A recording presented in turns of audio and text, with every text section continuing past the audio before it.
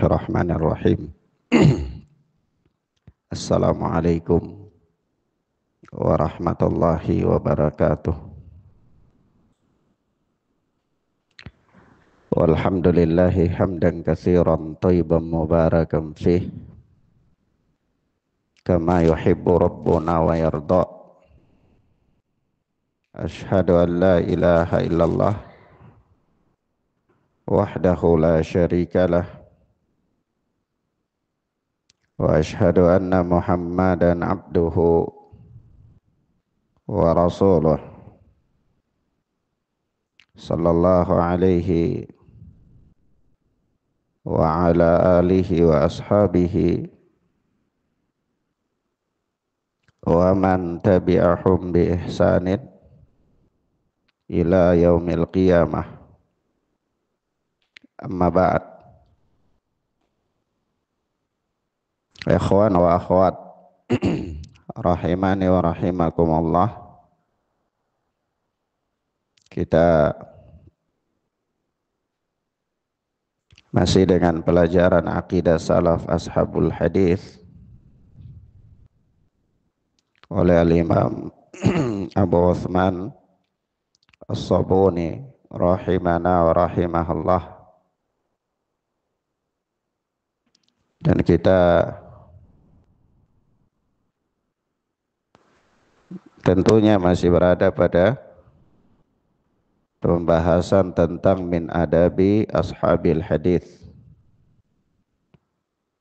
Di antara perangai ashabul hadis, perhatian mereka terhadap amalan,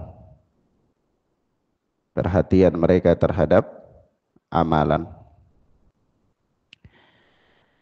Dan kita masih berada pada pembahasan yang telah kita jelaskan sekian banyaknya pada pelajaran yang lalu, yaitu kata al-Imam As-Sabuni rahimana wa rahimahullah, wa yujibuna qira'ata fatihatil kitabi khalfal imam. Dan ashabul hadis itu mereka mewajibkan atau menganggap wajib membaca Al-Fatihah di belakang imam. Telah berlalu ya, kita jelaskan hal-hal yang berkaitan dengan membaca Al-Fatihah di belakang imam. Ya kurang lebih 4 pendapat atau 3 pendapat. Tapi juga kita telah katakan bahwa pendapat yang mengatakan tidak wajib bagi makmum untuk membaca di belakang imam pada salat-salat jahriyah, mereka berhujjah dengan nas-nas yang bersifat umum.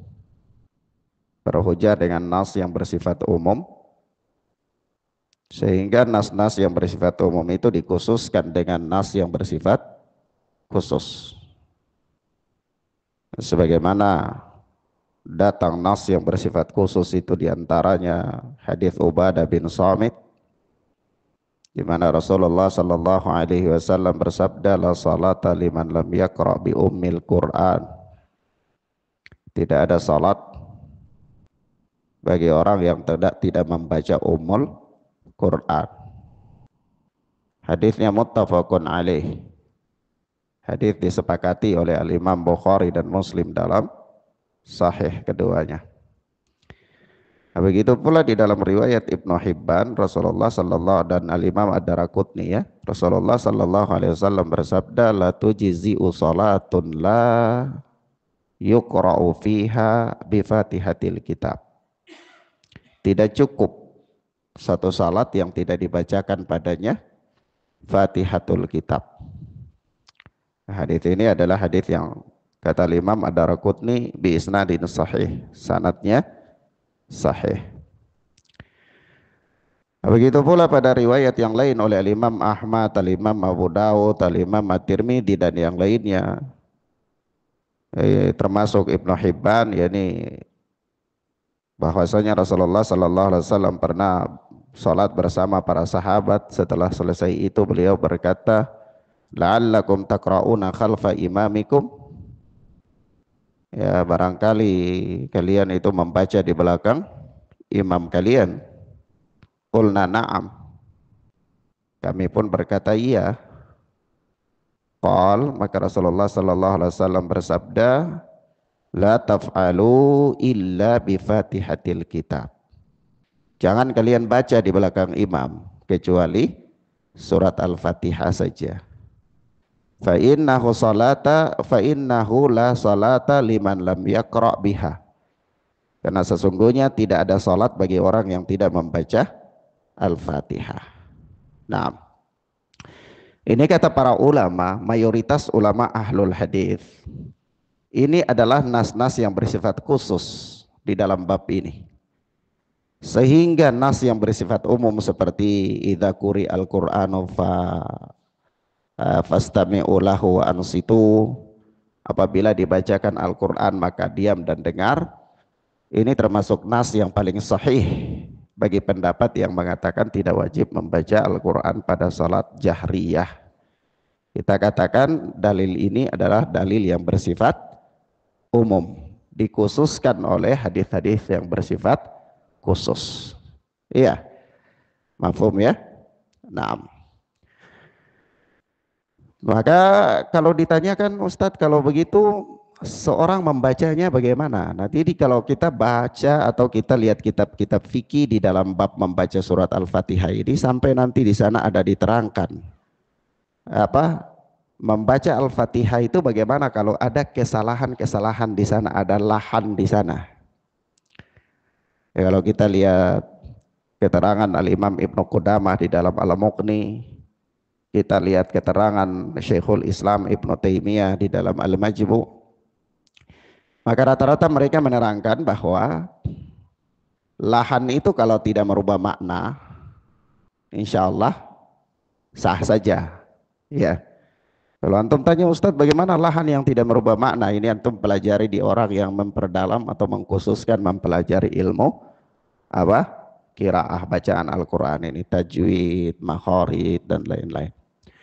Namun ada suatu ketika sampai pada satu pembahasan bagaimana kalau terjadi perubahan itu perubahan huruf. Perubahan huruf. Iya. Apa jawabannya? Disebutkan juga perubahan huruf ya. Kalau anak kasihkan antum referensi supaya antum baca, kalau anak baca nanti panjang, antum baca saja supaya kalau nanti antum misalnya ingin berdebat ya antum berdebat dengan penulis kitabnya saja ini, yaitu Imam Ibnu Qudamah dalam Al-Mughni. Antum baca juga apa Al-Majmu' Syarah Al-Muhaddab Imam Nawawi. Antum baca juga di sini apa Syekhul Islam Ibnu Taimiyah rahimahullah dalam Majmu' Fatawa. Ini kalau terjadi perubahan itu, misalnya perubahan meskipun terjadi perubahan huruf ya, bagi orang yang susah melafadzkan tepatnya huruf itu, selama tidak merubah makna atau tidak ada makna lain, nah itu sah. Tapi kalau perubahan itu ada makna lain, misalnya iyaka dibaca jadi iyaki, itu berubah makna itu, ya. Atau iya dibaca jadi ayya tanpa tasdid, itu berubah makna, itu tidak boleh. Tapi kalau perubahan yang tidak merubah makna, maka sepanjang itu para fuqaha masih mengatakan itu sah saja. Mafhum ya? Taib. Kalau antum ingin berdebat ya antum berdebat dengan Imam Ibnu Qudamah, itu yang sudah anak kasih referensinya dalam Al-Mughni jilid 2 halaman 154. Antum lihat dalam Syarah Al-Muhaddab jilid 3 halaman 392. Antum lihat dalam Majmu' Fatawa jilid 23 halaman 367. Ya. Nah, begitu. Baik. Kemudian Kita lihat di manakah seseorang dia membaca Al-Fatihah itu. Kalau kita katakan dia wajib baca Al-Fatihah, di mana dia harus membaca Al-Fatihah? Maka Al-Alama Ibnu Baz rahmatullah alaih itu mempunyai beberapa fatwa.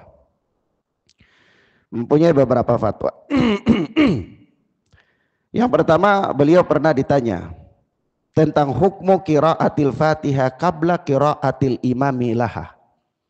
Hukum membaca Al-Fatihah sebelum imam membacanya. Paham maksudnya? Hukum membaca Al-Fatihah sebelum imam membaca Al-Fatihah. Jadi biasanya kan kalau sholat itu antum setelah takbiratul ihram ada doa istiftah, ya kan? Terkadang ya mungkin doa istiftahnya panjang, antum doa yang pendek, antum pilih yang pendek. Misalnya antum sudah habis, imam masih belum baca Al-Fatihah. Karena dia mungkin baca istiftah yang panjang. Iya. Mafhum ya? Lalu di situ antum baca di situ sebelum imam membaca itu. Hukumnya apa? Kata Al-Alama Ibnu Baz rahmatullah alaih, al-wajibu alal ma'mum an yaqra al-Fatihah fi jami'ir raka'at. Idza tayassara an yaqra'aha fi sukuti imamihi qabla ay yaqra al-Fatihah au ba'daha fahuwa afdal. Kata beliau, jawabannya dari fatwa ini yang wajib bagi makmum untuk membaca Al-Fatihah pada setiap rakaatnya. Apabila memungkinkan bagi dia, maka dia membacanya pada saat imam diam. Imam diam, yaitu apa? Sebelum imam membaca Al-Fatihah atau ba'daha, atau setelah imam membaca Al-Fatihah. Setelah imam membaca Al-Fatihah, fahuwa afdal, yang demikian ini afdal, kata beliau. Fa illam yatayassara dzalika, jika tidak memungkinkan untuk dia baca sebelum imam baca atau setelah imam baca, tidak mungkin, ya misalnya karena imam tidak memberikan saktah, imam tidak ada di situ, tidak ada fursah, tidak ada kesempatan. Nah, imam selesai baca Al-Fatihah langsung baca surat yang lain misalnya, ya sebagaimana pendapatnya Al-Alama Albani ya, maka tidak mungkin bagi dia untuk membaca di tempat tersebut. Kata Al-Alama Ibnu Baz rahmatullah alaih, fa illam yatayassar dzalika qara'aha walau fi hali qira'atal imam. Qira'at walau fi hali qira'atil imam. Mudhaf-mudhafun ilaih. Jadi kalau dia wajib tetap harus membacanya walaupun dalam keadaan imam sedang baca surat. Apa maksudnya? Jadi antum datang misalnya terlambat atau doa istiftah antum juga panjang, begitu antum selesai doa istiftah, imam juga sudah baca Al-Fatihah. Gitu. Iya. Dan antum jadi tidak ada kesempatan untuk membaca sebelum imam baca. Dan antum juga tahu bahwa imam ini dia biasanya selesai baca Al-Fatihah langsung baca surat, dia tidak ada berikan ruang. Antum juga tahu karena antum kebiasaan sholat di belakang dia mungkin, ya antum tahu dia ini kalau selesai baca Al-Fatihah dia langsung baca surat. Jadi ketika antum mau mengambil kesempatan membaca setelah baca Al-Fatihah oleh imam itu tidak mungkin juga karena tidak ada saktah di situ, tidak ada ruang, tidak ada kesempatan. Iya. Maka antum baca di mana? Kata Al-Imam Ibnu Baz, antum harus baca tetap. Baca di mana? Walaupun imam sedang baca surat itu. Iya.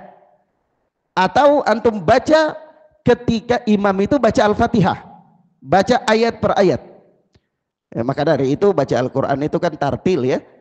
Apalagi surat Al-Fatihah itu kan ada hadis idza qala al-imamu alhamdulillahi rabbil alamin qala Allah hamidani rabb abdi. Apabila seorang hamba membaca alhamdulillahi rabbil alamin, maka Allah Rabbul Alamin berfirman, hambaku telah memujiku. Jadi memberikan ruang di situ. Ya, baca ayat per ayat. Ya. Nah, kalau dia baca ayat per ayat, maka kesempatan bagi makmum juga untuk mengikuti dia ayat per ayat. Itu masih ada bisa. Paham ya, ikhwan ya? Baik. Begitu kata Al-Alamah Albani rahimahullahu taala. Yaitu idza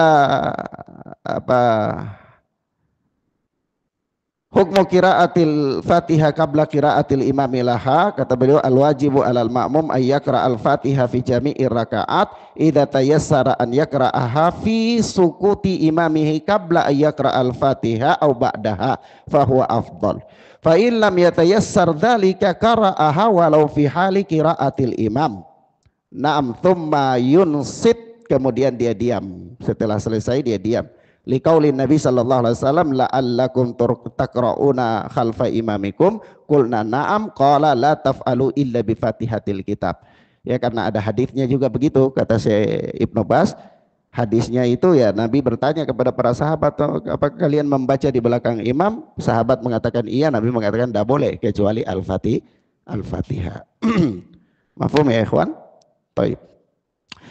Kemudian Syekh Ibnu Bas juga pernah ditanya tentang pertanyaan yang lain, kata beliau begini, pertanyaannya begini, yani ma al muradu bi qiraatil Fatihah fi saktatatil iman, yaitu apa yang dimaksud dengan membaca Al-Fatihah pada saat imam diam, maksudnya apa? Diamnya imam itu maksudnya apa?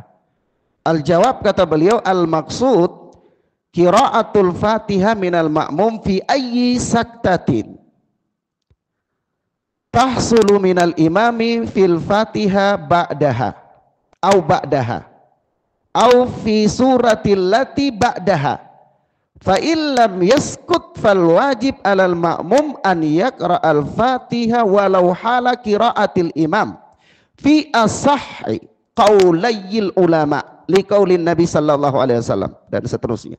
Yaitu kata beliau yang dimaksud adalah makmum membaca Al-Fatihah pada setiap kesempatan imam diam, pada setiap kesempatan imam diam, yaitu baik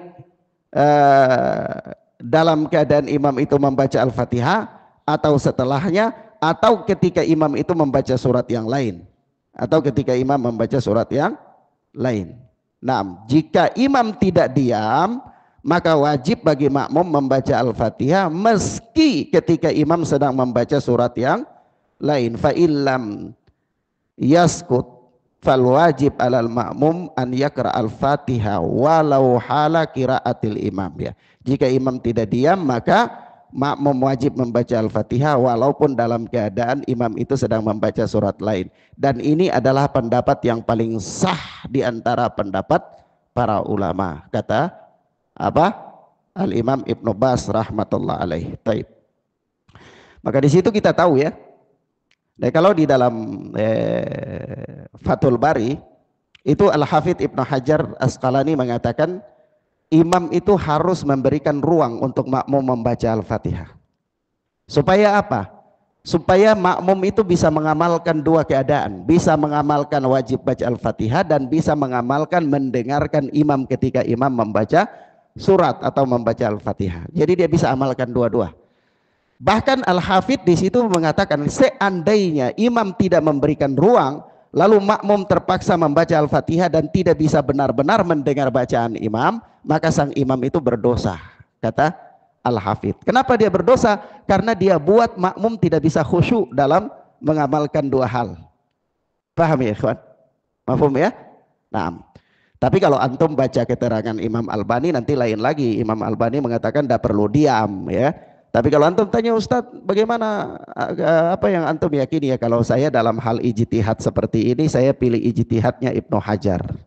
Saya pilih ijtihadnya Ibnu Hajar Asqalani rahimana wa rahimahullah. Taib. Kemudian akhwan fiddin azani Allah wa iyyakum, bagaimana dia membaca? Apakah dia membaca itu dengan isyarat dalam hatinya saja, atau dia harus talafut dengan niat, atau dia harus memperdengarkan bacaan itu ke dirinya? Dia harus memperdengarkan bacaan itu ke dirinya. Mafhum ya, ikhwan? Taib.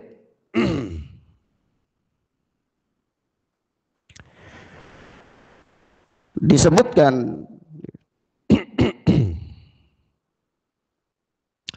yang pertama, kita baca dulu keterangan mukaddimah Syekh Robi, baru kita nukilkan dari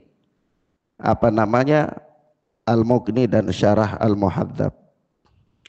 Kata Syekh Muqbil begini, Syekh Robi begini, ketika membahas hal ini. Kata beliau, lakin ar-rajih annahu yakra'aha wa yantahizu al-fursata fi sakatatil imam aw indama yaqra'ul imam fayaqulu alhamdulillahi rabbil alamin fayaqra' fi nafsihi bihaitsu yasma'u nafsahu wala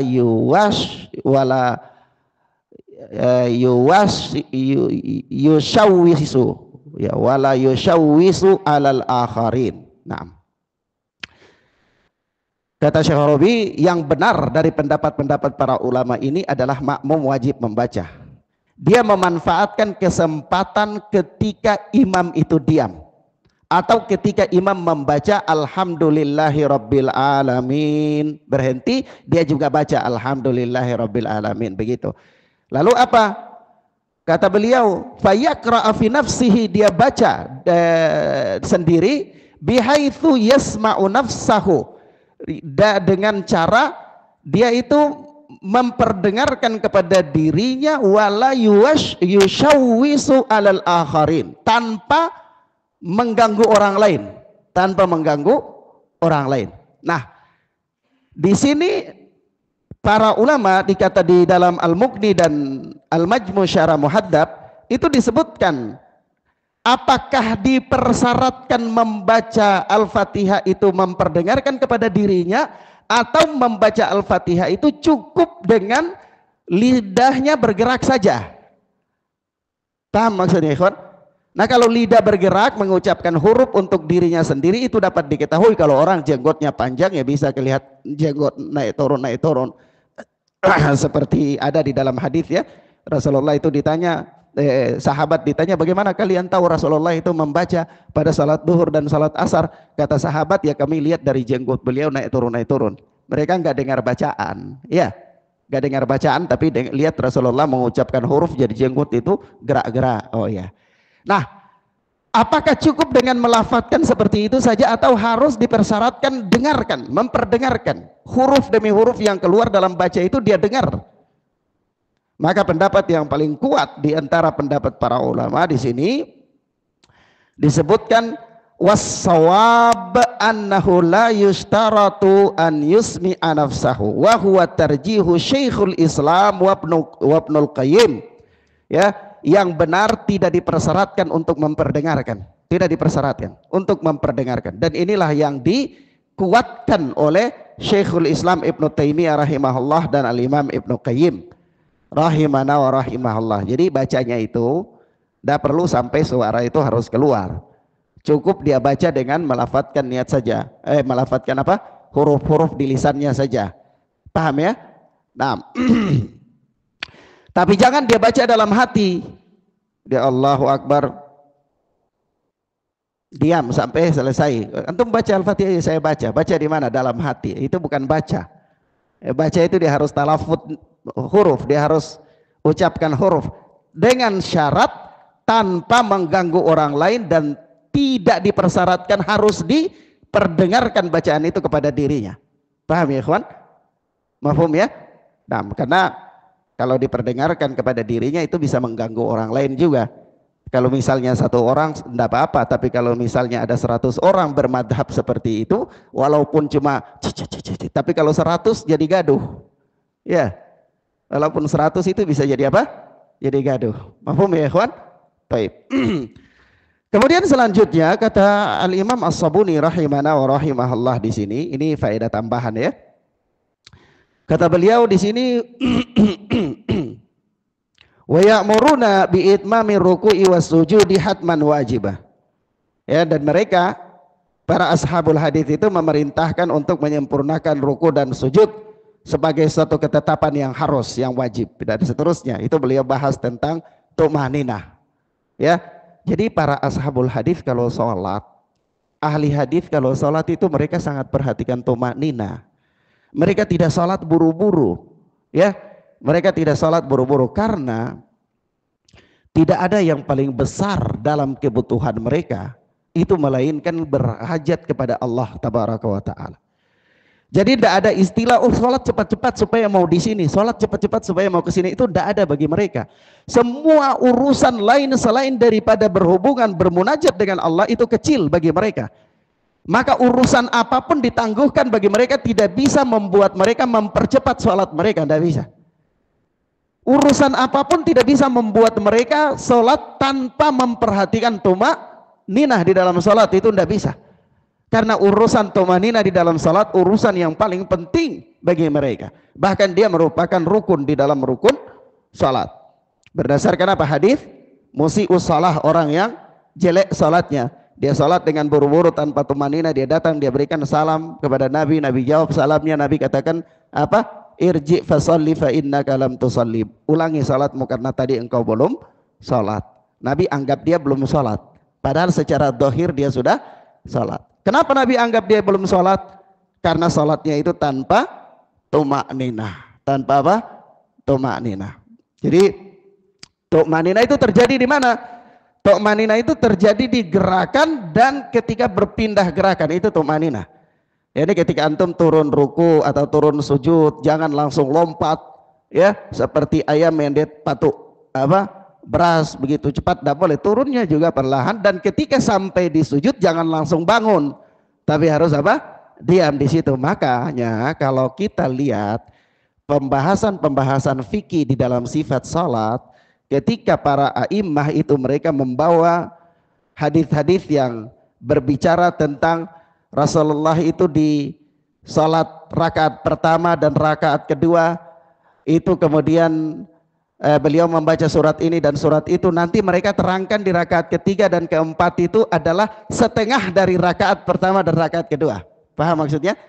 Mereka tidak terangkan tentang bacaan di rakaat ketiga keempat karena memang tidak ada bacaan, tetapi mereka menerangkan lamanya itu adalah kira-kira seperdua dari rakaat pertama dan rakaat ketiga. Mafhum? Dan kalau mereka terangkan ruku dan sujudnya, itu juga tidak beda jauh dengan berdirinya. Tidak beda jauh dengan berdirinya. Paham ya kawan? Jadi misalnya rakaat pertama antum baca 20 ayat, rakaat kedua 20 ayat, berdiri di rakaat ketiga dan rakaat keempat kurang lebih ya 11 atau 10 ayat, paling kurang. Iya. Mafhum ya?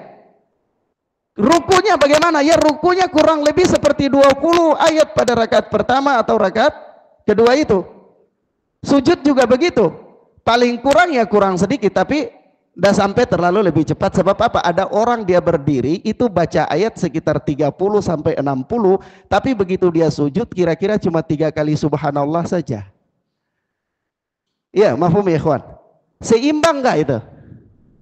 Hah? Tidak seimbang. Kalau antum perhatikan lafadz hadis dalam bab ini tidak seimbang. Mafhum ya? Nah itu termasuk bagian dari tumak-ninah. Iya, kalau antum katakan, Ustaz dari mana antum pembahasan itu? Anak kasih antum rujukan, baca masalah ini di dalam Al-Imam Asy-Syafi'i rahimahullah. Bahkan Al-Imam Asy-Syafi'i rahimahullah berhujjah dengan hadis tersebut untuk mengatakan juga disunnahkan baca ayat di 2 rakaat terakhir. Karena sahabat memberikan perbedaan lama berdiri, itulah yang kata Imam Syafi'i di sini ada indikasi bahwa adanya baca ayat di 2 rakaat yang terakhir. Tapi itu bukan pembahasan kita. Saya ingin memberikan interval waktu dalam lama berdiri dan lama sujud, dan itu bagian dari tumak-ninah. Mafhum ya ikhwan? Baik. Ikhwan fiddin azzani Allah wa iyyakum, dan ini sangat diperhatikan oleh para ashabul hadis. Baik. Selanjutnya berkata Imam As-Sabuni rahimana wa rahimahullah. Wa yatawasawna biqiyamil laili li salati ba'dal manam wa bisilatil arhami ala ikhtilafil halat. Dan para ashabul hadis itu mereka selalu saling berwasiat untuk melakukan sholat malam setelah tidur. Wabisilatil arhami ala ikhtilafil halat, dan mereka juga selalu saling memberikan wasiat untuk menyambung hubungan kekerabatan dalam kondisi bagaimanapun. Wa ifsya'is salam, juga mereka memperhatikan memberikan wasiat dalam memberikan apa, menyebarkan salam. Wa it'amit ta'am, juga mereka sangat perhatian untuk memberikan makan, sangat perhatian untuk memberikan makan. Wa rahmati alal fuqara'i wal masakin wal aitam, dan mereka juga ashabul hadis itu sangat memperhatikan saling menasihati supaya bersifat kasih sayang kepada orang-orang fakir, orang-orang miskin dan anak-anak yatim. Wal ihtimami bi umuril muslimin, dan mereka selalu memberikan nasihat supaya memperhatikan atau perhatian terhadap urusan-urusan kaum muslimin, urusan-urusan kaum muslimin. Wa ta'affufi fil ma'kali wal mashrabi wal malbasi wal mankahi wal masraf, dan mereka ashabul hadis itu saling berwasiat untuk menjaga diri dari makanan makal, bukan makul. Kalau makul itu yang dimakan, tapi di sini makal berkaitan dengan jenis makanan. Mereka sangat perhatian untuk memberikan nasihat tentang makanan, tentang minuman, tentang pakaian, tentang pernikahan, tentang apa, masraf, yakni pemanfaatan harta. Yakni mereka ashabul hadits itu kalau mau memanfaatkan hartanya mereka itu, mereka sangat perhatian harta ini mau dialihkan kemana, itu sangat perhatian. Mahfum ya ikhwan? Nah, mau belanja harta itu perhatian. Mereka mau beli gitar, oh jangan, ini nggak boleh. Itu. Mereka mau beli harta untuk mubadir, tidak boleh. Oh ini mau beli harta untuk mendekatkan diri kepada Allah, itu mereka tidak tunda-tunda. Itu kalau mau mendekatkan diri kepada Allah nanti, besok, lusa, 2 bulan, 3 bulan. Tapi kalau mau beli motor baru, oh wah, baru pikir langsung beli. Ya, tidak pakai tunda. 1 bulan, 2 bulan tidak pakai tunda. Ya, kalau mau beli sepatu baru langsung. Tapi kalau mau untuk kepentingan apa, memperjuangkan agama Allah, nanti gitu. Nah, ashabul hadis tidak seperti itu. Tidak seperti itu. Kalau untuk kepentingan agama, nanti kita jelaskan, itu mereka sangat perhatian dan sangat bersegera. Wasa'yi fil khairat, dan ashabul hadis itu sangat berwasiat untuk mengerjakan kebaikan-kebaikan, apapun kebaikan-kebaikan itu. Wal amri bil ma'rufi wan nahyi anil munkar, dan mereka sangat menganjurkan untuk apa, al amru bil ma'ruf wan nahyi anil munkar, ya, melakukan amar ma'ruf nahi munkar. Wal bidari ila fi'lil khairat ajma', dan mereka sangat berwasiat supaya bersegera melakukan kebaikan-kebaikan, tidak boleh ditunda-tunda.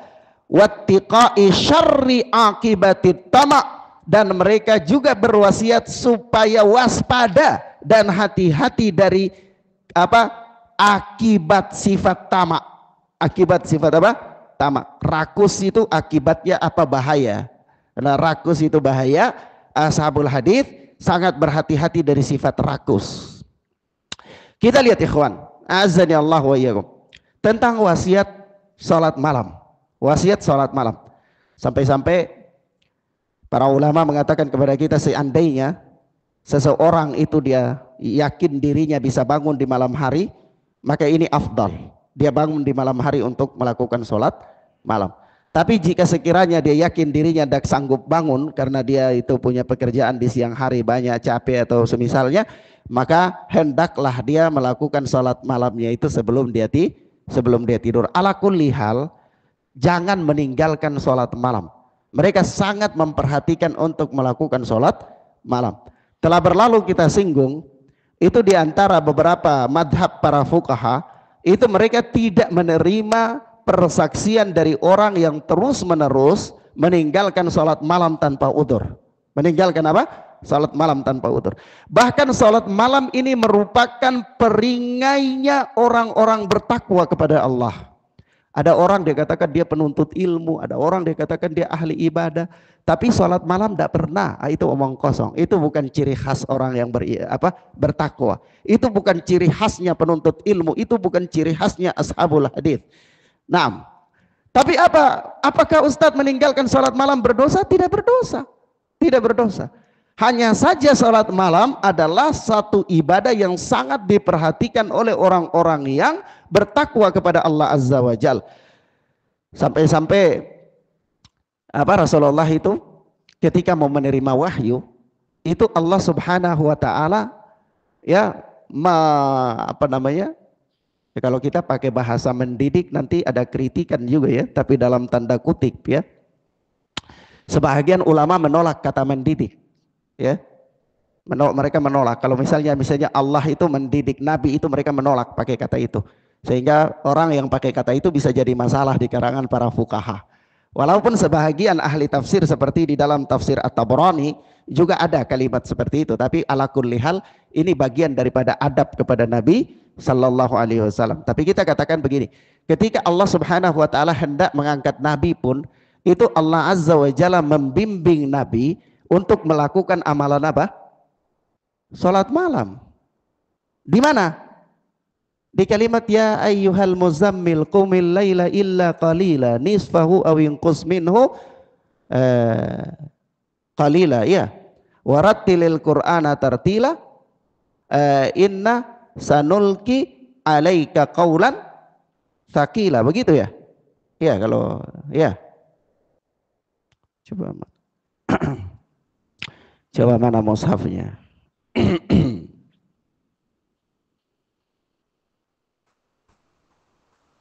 Taib.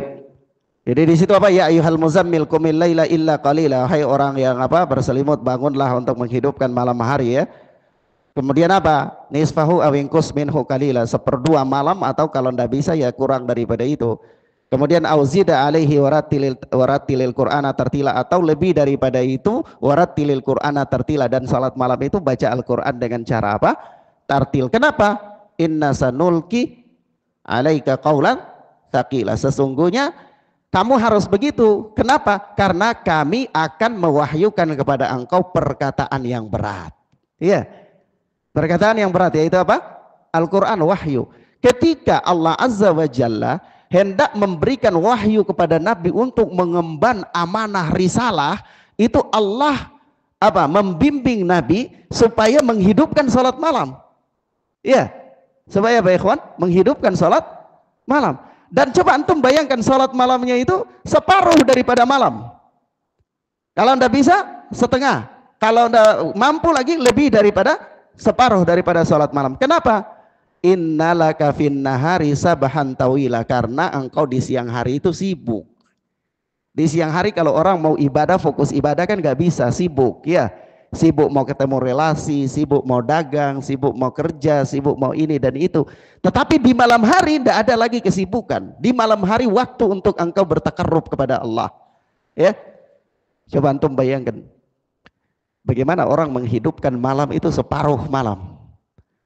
Malam itu mulai kira-kira dari jam, kalau kita katakan ya, misalnya dari jam 12 ya, itu berarti dia sholat sampai masuk waktu subuh. Bisa nggak itu? Ya, kita para penuntut ilmu kalau berdiri di gym olahraga bisa berjam-jam, tapi kalau sholat malam ya satu rakaat nggak apa-apa lah, yang penting sholat. Ya, sudah satu rakaat bacanya apa? Al-Ikhlas. Ya, Al-Ikhlas. Lalu apa ya? Capek. Yang penting kan ada Ustadz. Ya, kalau kita mau cari-cari yang penting ada itu semuanya gampang. Tapi kita tidak punya mentalitas sebagai seorang juara untuk bertahan dan berjuang melakukan amalan-amalan yang ada padanya kesulitan. Ya, yang ada padanya apa? Kesulitan. Kalau mau cari-cari keringanan ya gampang aja, semuanya ini keringanan kalau mau ada keringanan. Tetapi bukan itu topik pembahasan.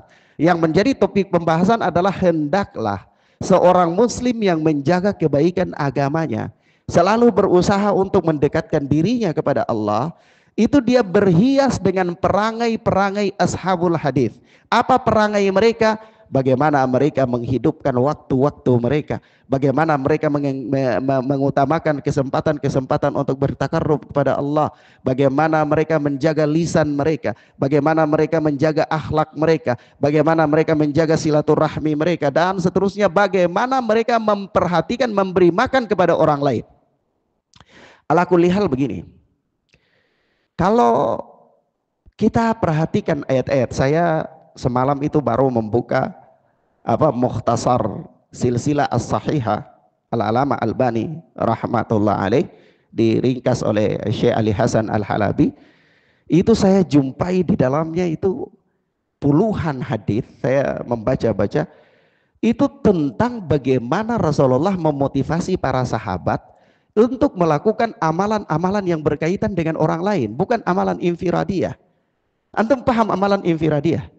Misalnya begini, Rasulullah ditanya Muslim bagaimana yang paling baik? Kata Rasulullah, orang yang membayar hutang saudaranya, orang yang memberi makan saudaranya.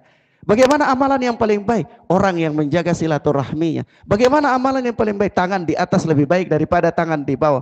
Dan seterusnya dari amalan-amalan yang seperti tadi. Artinya apa? Kesimpulannya adalah bagaimana perhatian Islam itu terhadap amalan-amalan yang bersifat orang banyak manfaatnya.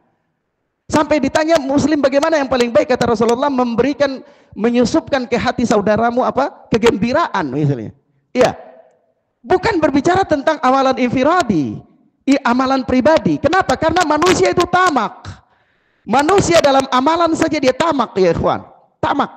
Dia tidak mau berbagi dengan orang lain. Contoh, ada orang dia umroh 15 kali, dia haji 20 kali, tapi memberikan makan kepada temannya berat bagi dia. Paham, ikhwan? Dia bayar utang temannya 500.000, dia aduh berat sekali bagi dia. Tapi kalau dia mau umroh enggak apa-apa, 23 juta murah bagi dia. Padahal ini kan amalan. Paham ya, ikhwan? Kenapa manusia tamak? Karena amalan umroh itu bersifat pribadi dia. Sementara amalan membayar hutang orang itu berkaitan dengan orang lain, jadi dia tamak. Padahal perhatian Islam itu kalau kita lihat radarnya kebaikan akhlak dan kondisi seseorang itu putarannya ada pada amalan yang bermanfaat untuk orang lain. Paham saya punya maksud, ikhwan? Tanda kutip ya, paham ya? Nah, ini bukan berarti kemudian mengucilkan amalan yang lain, bukan. Ini kita sedang berbicara tentang prioritas amalan yang sangat diperhatikan dalam Islam. Mafhum ya, ikhwan? Amalan-amalan yang bersifat dengan orang lain. Kita mau kasih mendanai seorang penuntut ilmu untuk belajar dengan dana kurang lebih misalnya 10 juta, itu berat bagi kita. Dan seandainya kita mau, kita tunda. Tapi kalau kita misalnya ini ada promo nih, mau umroh berapa, 30 juta misalnya, oh murah, ayo berangkat. Memang sama-sama amalan. Tapi kenapa amalan yang bersifat ini kita cepat sekali, sementara amalan berkaitan dengan orang lain itu kita kayaknya lambat-lambat. Kenapa? Karena kita itu intinya tidak mau berbagi. Paham maksud saya? Paham?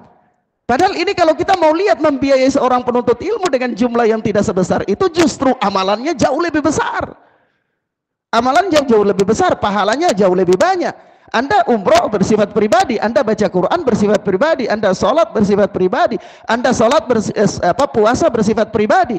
Tapi ketika amalan Anda ini bermanfaat untuk orang lain dan itu dia langgeng, nilainya sama nggak itu dengan amalan pribadi? Tentu tidak sama.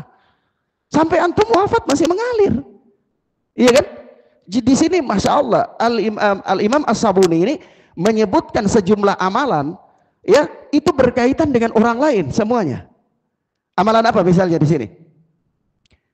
Menyebarkan salam. Orang lain enggak? Dan bahkan sampai di akhir zaman nanti, orang menyebarkan salam itu hanya kepada orang-orang yang dia kenal. Yang tidak dia kenal, dia tidak mau memberikan salam. Nah, ini juga termasuk ciri-ciri akan datangnya hari kiamat. Kenapa begitu? Nah, itu tadi. Dia dalam hal-hal yang bersifat pribadinya saja, itu dia cepat. Walaupun ada amalan, tapi kalau amalan itu masih berkaitan dengan orang banyak, itu dia masih hitung. Dia matematikanya lengkap itu. Ya, dia untung ruginya, manfaat kepada dirinya secara nyata itu apa, itu hitungan semua. Tapi kalau bersifat dirinya, itu tidak perlu ada hitungan, karena dia tahu bahwa itu manfaat kembali langsung dia rasakan secara Nyata, itulah manusia. Kemudian apa? Memberi makan, amalan memberi makan. Ajak teman, kasih makan, ya. Itu amalan yang luar biasa yang sangat diperhatikan oleh ashabul hadis. Ikhwana fiddin azani Allah wa iyyakum. Saya pernah mengunjungi beberapa tempat atau beberapa kediaman para masyayikh. Rata-rata sebelum kita bicara, dia kasih makan dulu. Dia kasih makan dulu. Saya pernah datang ke beberapa para masyayikh itu, saya begitu sampai salam, dia sudah kenal, oh ya masuk. Masuk begitu saya duduk, dia langsung gak ajak saya ngomong. Dia hidangkan makanan semua. Saya mau bicara ya Syekh, sabar, makan. Saya makan, minum, sampai dia lihat saya sudah menghindar dari makanan, dia anggap oh ini sudah kenyang ini. Baru diajak ngomong, apa masalahmu? Gitu. Apa yang mau ditanyakan? Apa yang bisa saya bantu? Nah itulah akhlak mereka. Dan subhanallah, saya pernah membaca biografi Syekh Ibnu Baz. Itu hampir beliau tidak pernah makan siang melainkan dengan sahabat-sahabatnya. Ya, beliau berdiri di depan rumah, kalau ada sahabat lewat dipanggil teman-temannya, ayo makan. Sampai kadang-kadang ibunya tuh ngeluh, kita ini dalam keadaan kurang, antum panggil banyak orang untuk makan. Kata beliau, Allah Maha Kaya, Allah ganti. Subhanallah, ya. Inilah mereka, kepedulian mereka terhadap amalan-amalan yang berkaitan dengan orang lain yang sifatnya itu kemaslahatan umum, bukan bersifat pribadi. Mahfum ya ikhwan? Bukan bersifat pribadi. Kemudian apa? Di situ seperti apa? Apa kasih sayang terhadap fuqara wal masakin, ya. Kemudian anak-anak yatim, kemudian apa? Perhatian besar terhadap kepentingan kaum muslimin. Ana ingin katakan begini ya ikhwan. Islam ini tidak ada istilahnya apa egois. Mementingkan diri sendiri itu tidak ada di dalam Islam, tidak ada. Prinsip itu tidak ada. Bahkan itu prinsip yang tercela dalam Islam. Islam itu sangat memberikan perhatian terhadap urusan-urusan kaum muslimin. Semuanya. Jadi tidak ada istilah, biar aja lah, yang penting. Tidak ada, itu dalam Islam tidak ada.